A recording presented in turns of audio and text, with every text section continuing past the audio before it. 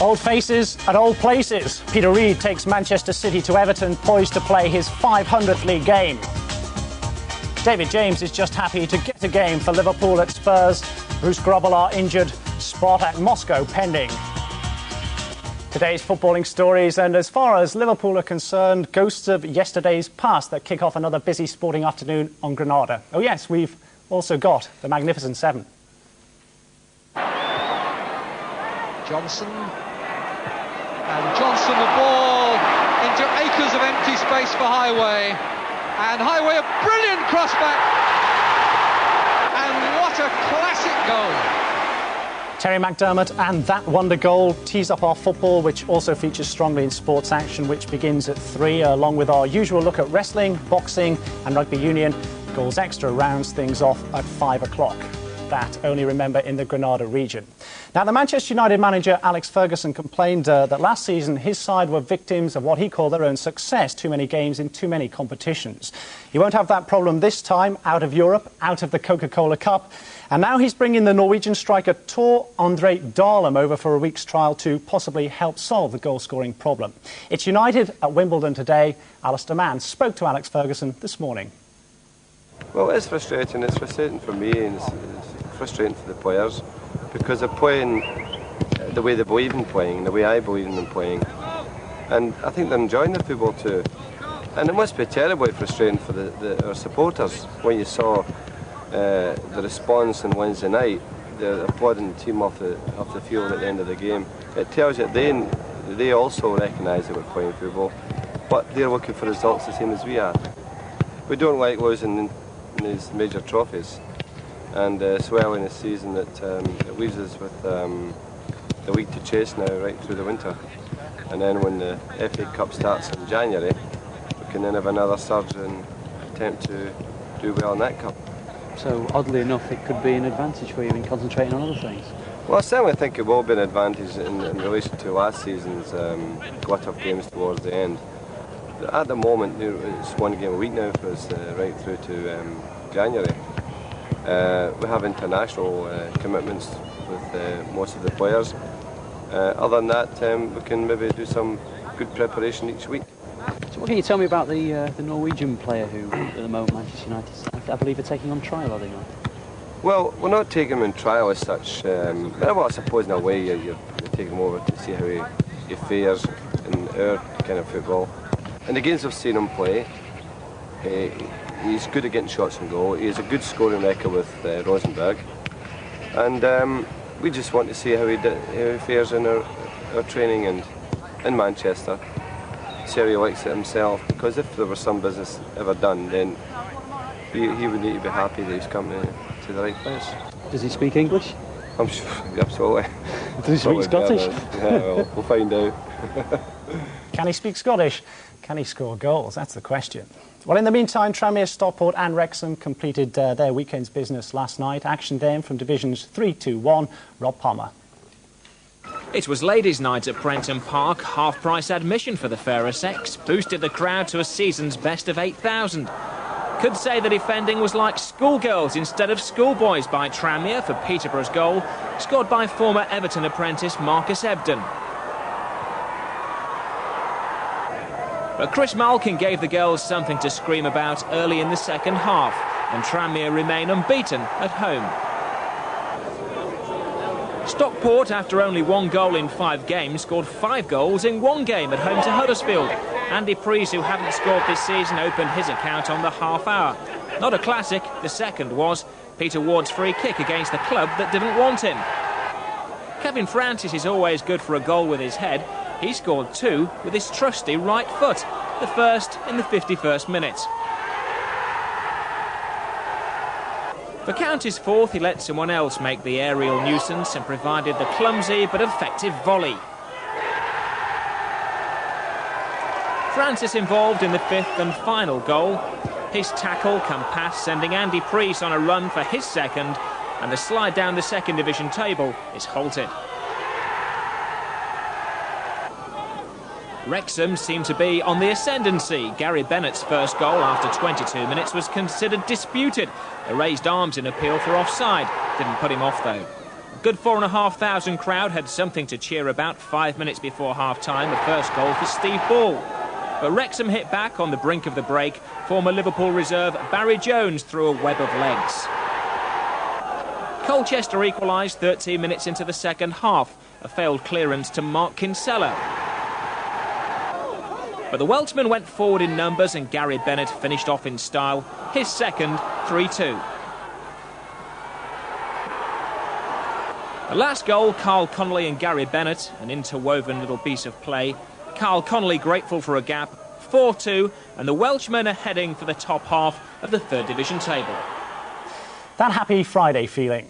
Well, Tottenham against Liverpool is one of the most attractive fixtures in the Premier League today. 14 years ago, when the two sides met at Anfield, the same description applied. Yesterday's heroes.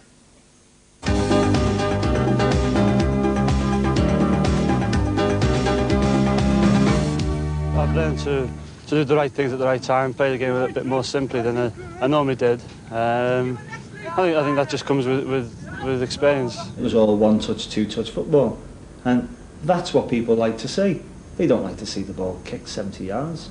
I think people should be encouraged to play football, control the ball, keep the ball, and not be afraid of it. David Johnson was schooled in pure football. Liverpool style brought him a goal nearly every other game in 6 years at Anfield. He arrived back in his home city after success as the man on the sharp end of the Ipswich Town free-flowing attacks of the early 70s. Lambert. Johnson beat the goalkeeper. Just a little chip. And in goes Johnson. Lambert again. Connor. Johnson. Good overhead. And a good save. Brilliant play by David Johnson. McDermott gone for the return and Mendham hasn't got there. And Johnson might have this yet. He's got it. Johnson wide on that left-hand side. It's a lovely ball. Posey with him. Johnson shot it straight in. September 78, Liverpool against Spurs. Over 50,000 inside Anfield, thousands were locked outside. Tottenham have just come up from the second division, and they've got the two lads from Argentina, Ricky Villa and Ozzy Ardiles. So we didn't know what to expect. We were expecting a hard game. Spurs were creativity with a capital C. Villa had made an instant impact with a goal in his debut, and Ardiles was settling into midfield alongside Glenn Hoddle. Liverpool had made their own pre-season signing, Alan Kennedy from Newcastle. He added to an already competitive squad. For this game, David Johnson was the one to miss out. He had to settle for a place on the bench. And you were actually sitting there, I mean, not really hoping that somebody would have a bad game or have an injury, but you were sitting there and you're realising that's probably the only way you're going to get back in again. So I suppose psychologically you're thinking, well, I wanted to get injured, but not too seriously. Now, Villa. Ray Kennedy. Case. Miss hit, but it's found Dalglish and he turns and scores.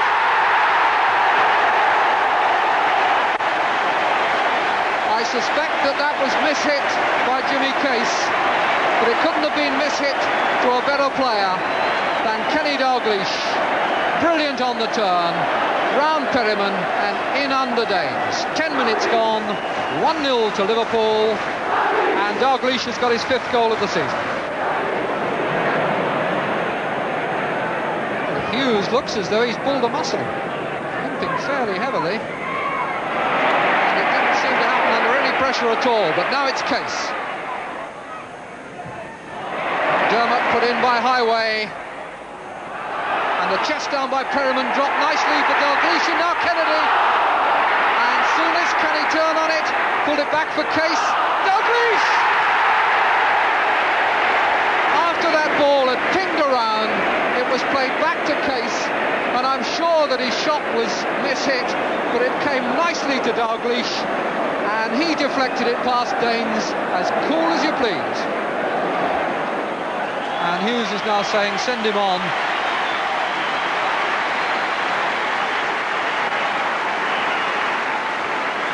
Sympathetic applause for Emlyn Hughes. Ronnie Moran having words with Phil Neal about how they're going to reorganise.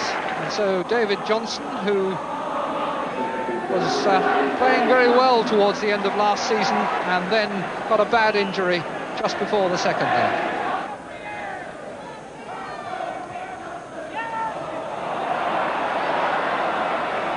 McDermott. Kennedy at the far post, and in it goes. Not sure who's claiming that. I think it may have been an own goal, but the third goal it is. Kennedy up well, and bingo number 3. Souness. Nice neat turn, and a good ball out to Dalglish, who's got plenty of time to choose the spot for the cross, but McAllister cleared. Back in it'll go from Case, who can hit them. Good save by Danes. That one was on target from Jimmy Case. Johnson on for McDermott. Ray Kennedy in the middle, the ball with Dalglish, and now Johnson, Souness, Dalglish did well to turn on the shot. Johnson, 4-0. I seem to remember it was quite a passing movement. The balls ended up with Kenny in the box, and he slid in with the keeper, and the balls hit the keeper but sort of ricocheted out towards the edge of the box, and I just followed it in, and you know, stuck it in, as strikers are supposed to do.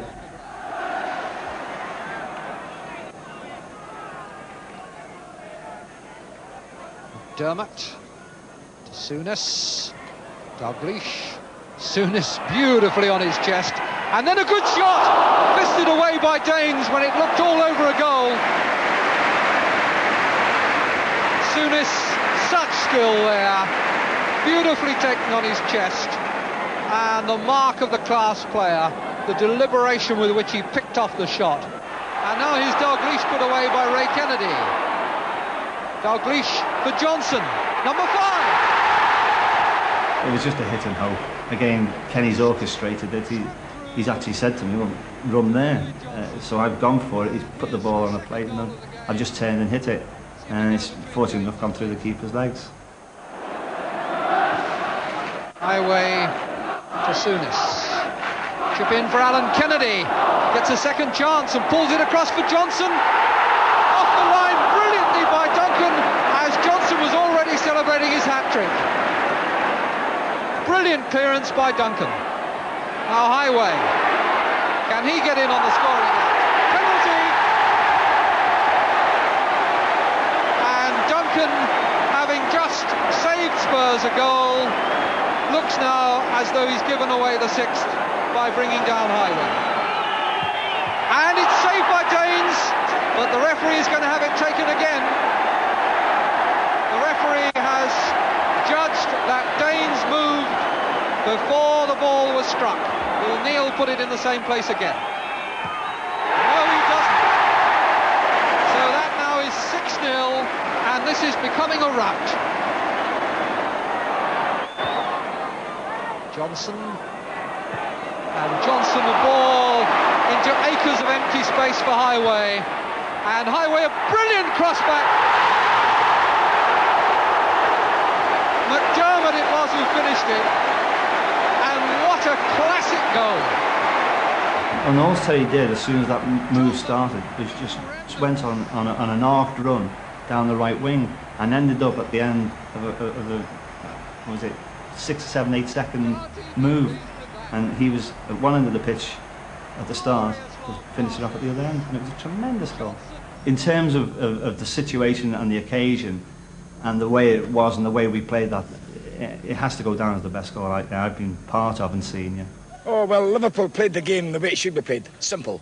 They made themselves available when they had the ball.